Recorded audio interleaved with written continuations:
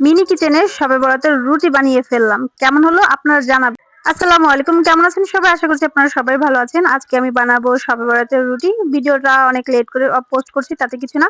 আমি আমার মায়ের মতো করেই আজকে আটা কাড়াবো। তো প্রথমে পানি গরম দিলাম, তার মধ্যে লবণ দিয়ে দিছি। তারপরে আমি এখানে যে গুঁড়িটা আছে, গুঁড়িটার মধ্যে সামান্য লবণ এবং পানি দিয়ে এটাকে মানে কি মুট করে দিয়ে গরম পানির মধ্যে দিয়ে দিলাম। তারপরে আমরা এটা কিছুক্ষণ জাল দিলাম।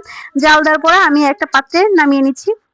এইভাবে আটা কাড়ালে বলে অনেক ভালো হয় এবং রুটিগুলো অনেক ভালো হয়, সফট থাকে অনেকক্ষণ পর্যন্ত। তো অনেকে আছে গরম পানির মধ্যে দিয়ে নাড়াচাড়া দেয়, কিন্তু আমার আম্মু সবসময়ের জন্য এরকম করে। আমিও সেই প্রসেসিংটা করলাম।